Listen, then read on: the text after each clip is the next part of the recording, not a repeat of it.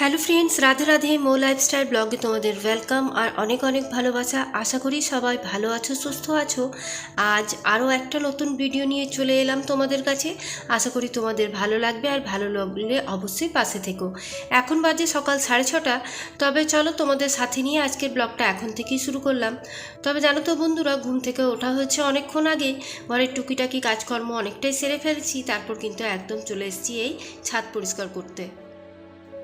ছাদটা অনেক দিন ধরেই ভাবছিলাম পরিষ্কার করব, কিন্তু কোনো কারণেই তোমার ছাদটা পরিষ্কার হচ্ছিল না। শুধু এইটুকু জায়গা যেখানে টবটা আছে সেগুলোই, আর এমনিতে ছাদটা কিন্তু পরিষ্কারই আছে। কাজের দিদিকে বললেও কিন্তু কাজের দিদি করে দেয় না, যখনই বলি কিছু না কিছু একটা বাহানা করে। তো তার জন্যই কিন্তু আমি 10-15 দিন পর পর আমি নিজেই ছাদটাকে পরিষ্কার করি। আর আগের যে দিদি কাজ করতো তাকে কিন্তু একদমই বলতে হতো না, সে নিজের মতন কিন্তু ছাদটা সপ্তাহে একদিন কি বলো 15 দিনে একদিন পরিষ্কার করে দিত। আর এখন যেহেতু টবগুলো রাখি, তো সেই জন্য একটু বেশ ভালো পরিমাণেই ময়লা হচ্ছে, মাটিগুলো জমে থাকে। তো তার জন্যই এখন ছাদটা ভালোভাবে পরিষ্কার করে নিলাম। আর দেখো এখন ভালোভাবে ঝাড় দিয়ে নিচ্ছি, আর বড় বড় গাছগুলো কেটে দিয়েছি বলে অনেকটাই কিন্তু এখন রেহাই পেয়েছি। আর এখন তো ভোরবেলায় ঘুমটা একদমই ভাঙতে চায় না, ঠান্ডা ঠান্ডা ওয়েদার, মনে হয় আর একটু পরেই উঠবো। তবে একবার উঠে গেলে আর কোনো রকম অসুবিধা হয় না, আর কাজগুলো করতেও বেশ ভালো লাগে। আমার না সকালবেলায় একদম শান্ত মাইন্ডে কাজ করতে বেশ ভালো লাগে। আর এদিকে ছাদটাও পরিষ্কার করে চলে আসলাম দেখতে পেলে। আর আমি বাসি কাপড়টাও কিন্তু চেঞ্জ করে নিলাম, যেহেতু ভোরবেলায় তোমার বাসি কাজকর্ম নিচের করে নিয়েছিলাম, তারপর ভেবেছিলাম একবারই নাইটিটা চেঞ্জ করব। তো সেই জন্য ছাদটা ঝাড় দিয়ে তারপর একটু গায়ে জল নিয়ে তারপর এখন কাপড়টা ছেড়ে চলে এলাম বেডরুমে। আর বেডরুমে এসে ওই জন্য নিজের জন্য একটু 5 মিনিট সময় বের করে চুলটা একটু বেঁধে নেব। আর আমার চুল যে কি বলবো, কাটলেও জ্বালা, না কাটলেও জ্বালা। আর আবার আমি ছেড়ে রাখতেও পারি না, আবার খুলে রাখতেও পারি না। তার জন্য একবার ভাবি যে আটিসাটি মেরে বেঁধে রাখাটাই আমার ভালো। আর এখন প্রতিদিনের মতন একটা সানস্ক্রিন লাগিয়ে নিলাম। চলো এবারে রান্নাঘরে যাওয়া যাক। আর রান্নাঘরে প্রচুর কাজ পড়ে আছে, তো তার আগে ছেলের জন্য একটু জল খাবার বানাবো। প্রতিদিন তো ছোলা ভেজানোই থাকে। আর এদিকে দেখলাম যে আজকে আলু সিদ্ধ করে আলু কাবলি করে নিই। যেহেতু তোমার এখন যা সর্দি হয়েছে, তাতে কিন্তু আলু কাবলি খেতে বেশ ভালো লাগবে। একটু তোমার গোলমরিচ, একটু নুন, একটু লেবু এসব দিয়ে, কাঁচা লঙ্কা দিয়ে যদি আলু কাবলি করা যায়, তাহলে কিন্তু বেশ খেতে ভালো লাগে। তাই ভাবলাম এদিকে আগে আলু সিদ্ধটা বসিয়ে দেই। আর প্রতিদিন তো ছোলাটা খাওয়াই হয়, তো আজকে ব্রেকফাস্টে আলু কাবলিটাই কিন্তু রেখে দিলাম। আর এরপর এই যে রাত্রে যে বাসন টাসন ধুয়ে জলগুলো ঝরতে দিয়েছিলাম, সেগুলোই এখন গুছিয়ে বাগিয়ে জায়গা মতো তুলে রাখবো। সকালবেলায় উঠে যদি রান্নাঘর পরিষ্কার পরিচ্ছন্ন থাকে, তাহলে কিন্তু দেখতেও ভালো লাগে, আর মনটাও কিন্তু বেশ শান্ত বলো বা এনার্জেটিক বলো, যাই বলো, কিন্তু সেটা আমার মনে হয়। তো আমি চেষ্টা করি রাত্রেবেলায় সমস্ত রান্নাঘরের কাজকর্ম যা থাকে সব কিছু করে তারপর শুতে যাওয়ার। আর এখন এই যে বাসন কাসনগুলো গুছিয়ে আরেকবার প্রত্যেকটা জায়গায় একটু মুছে নেব। আর আমার এটা কিন্তু ডেলির অভ্যাস বলতে পারো, প্রত্যেকটা জায়গায় এই জন্যই মুছি। আমার ঘরে আরশোলা নেই, তবে জানো তো টিকটিকি আছে। টিকটিকিগুলো এদিক ওদিক যখন ঘুরে বেড়ায় তখন বড্ড ঘিন ঘিন করে, তার জন্যই কিন্তু আমি প্রতিটা জায়গায় একটু ভালোভাবে মুছে নিই। আর যে বাসনটা ইউজ করি না কেন, সেই বাসনটা কিন্তু একবার আমি ইউজ করার আগে ধুয়ে নিই। আর এখন 1 কাপ চা করে নিচ্ছি। আর সমস্ত কাজ হওয়ার পর যখন চাটা খাই না, তখন মনটা কিন্তু বেশ ভালো লাগে। আর বিস্কিট দিয়ে চা খেতে আমার কিন্তু বেশ ভালো লাগে। আর আমি যখন এই সময় চাটা খাই একদম দুধেরই করি, কোনো রকম জল দিই না, একটু কড়া করে করি। আর সকালবেলা তো একবার দাদাভাই যখন থাকে তখন চাটা খাই। তো এখন চলো চাটা ঝটপট খেয়ে তারপর সংসারের যা যা কাজ আছে সেগুলো শুরু করা যাক। তো আজকে আমার জন্য অনেক বড় কাজ একটা পেন্ডিং পড়ে আছে, সেটা হচ্ছে তোমাদের দাদাভাইয়ের আর ছেলের এই আলমারির এই জায়গাটা, যত কাপড় চোপড় যা পড়েছিল সব কিছু যা মেসি অবস্থায় পড়ে আছে, এই জায়গাটা একদমই পরিষ্কার করা হচ্ছিল না। আর আমিও সময় পাচ্ছিলাম না।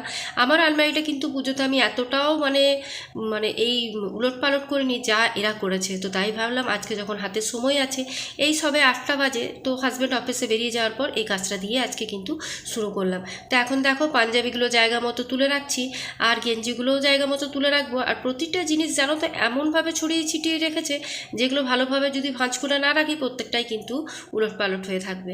তো যাই হোক, চলো এখন আলমারিটা ঝটপট করে গুছিয়ে নিই। আর এখানে অনেক জামা আছে হাজব্যান্ডের, যেগুলো এখনও খুলেই নি বা পরেই নি বলতে পারো, তো সেগুলোকেও আবার রেখে দিচ্ছি ভাঁজ করে। আর প্রত্যেকটা শার্ট প্যান্ট যা ছিল সবগুলো এই বক্সের মধ্যে রেখে দিলাম। আর যেগুলো টি শার্ট পাঞ্জাবি ছিল সেগুলো নিচের ইয়েতে রেখে দিয়েছি। আর বাকি তো দেখতেই পাচ্ছ তোমরা, হ্যাঙ্গারে ঝোলানো আছে। যখন গোছানো বাগানো হয়ে যায়, জায়গাটাও দেখতে দেখো কি ভীষণ ভালো লাগে, তাই না? তো আমার কিন্তু ওই প্রত্যেকটা জিনিস সুন্দর গোছানো থাকবে, সেটাই কিন্তু ভালো লাগে।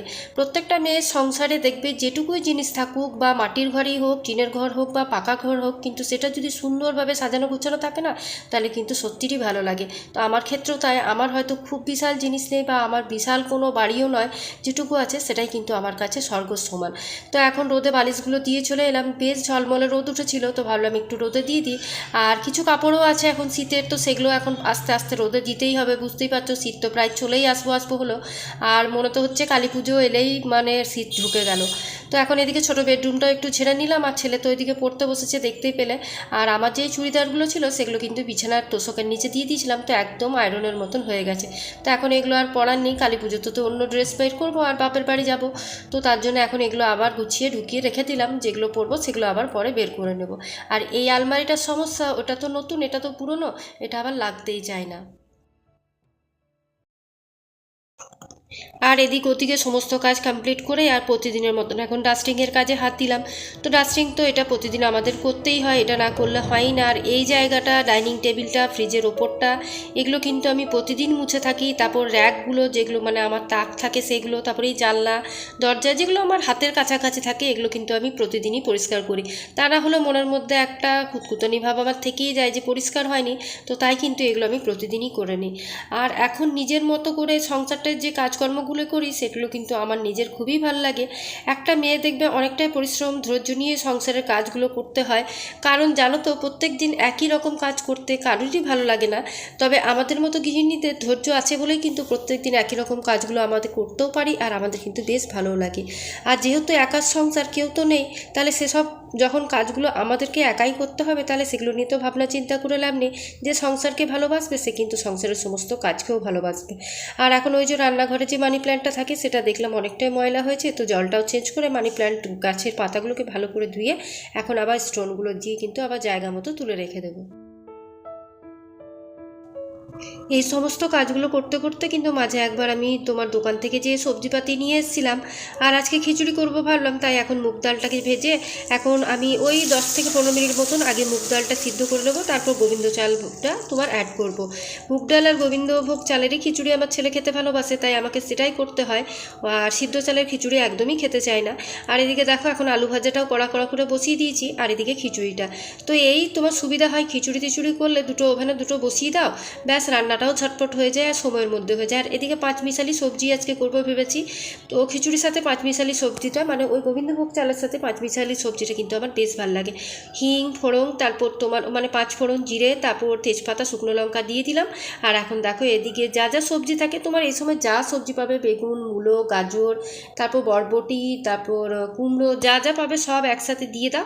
তারপর ভালো করে একটু লাল লাল করে ভেজে নাও, আর হিংটা অবশ্যই দেবে। তো এদিকে যতক্ষণ দেখলাম তরকারিটা হচ্ছে মানে ভাজা, ততক্ষণ আমি ভাবলাম যে কাপড়গুলো দিয়েছিলাম রোদে সেগুলো উঠিয়ে নিয়ে আসি। আর এখন যা রোদ দিচ্ছে তাতে তো কিন্তু ঘন্টাখানিকের মধ্যে সব কাপড় চোপড় কিন্তু শুকিয়ে যাচ্ছে। তো দেখো এখন কিন্তু আমার সবজিগুলো সব ভাজা ভাজা হয়ে এসছে। আর এখন এটাতে আমি মশলা অ্যাড করব, ধনে, জিরে আর তোমার আদা আর কাঁচা লঙ্কা। এটা আমি পেস্ট করে একবারই 1 সপ্তাহের মতন রেখে দিই, তাহলে কিন্তু আমার সুবিধা হয়, যখন যে তরকারিটা করি 1 চামচ করে বার করে দিয়ে দিই, ব্যাস পরিমাণ মতো। আর তারপর তো নুন চিনি এগুলো তো স্বাদ মতন আছেই, ব্যাস এখন এটাকে ভালোভাবে কষিয়ে নেব, ব্যাস তাহলেই কিন্তু আমার এই পাঁচমিশালি সবজি হয়ে যাবে। তো দেখো তোমরা কতটা বুঝতে পারছো জানি না, কিন্তু খেতে ভীষণ টেস্টি হয়েছিল।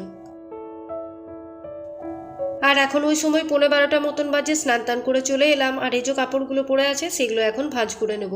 আর এই একটা কাজ বিরক্তি লাগলেও আমাদের কিছু করার নেই, রোজই ভাঁজ করতে হবে আর রোজই কাচতে হবে। তাই আমি চেষ্টা করি রোজেরটা রোজ কেচে নিলে কাপড়টা অনেকটাই কম হয়।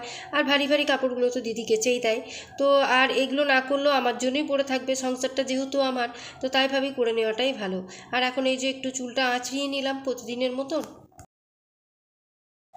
তোমাদের আগেও বলেছি শীতকালটা আমার একদম ভাল লাগে না, যেহেতু এত হাত পা চড়চড় করে, তারপর মুখটা টান টান করে, যে আমার একদম সত্যিই ভাল লাগে না। আর শীতকাল এলেই জানো তো আমার স্কিনটা একদম ড্রাই হয়ে যায়, এত কিছু ইউজ করি তারপরও কিন্তু ড্রাই হয়ে যায়। তো সেই জন্য শীতকালটা আমার একদমই ভাল লাগে না। তো চলো আর ভিডিওটা কন্টিনিউ করছি না, কালকে আবার একটা নিউ ব্লগ নিয়ে দেখা হবে। ততক্ষণের মতন আজকে টাটা।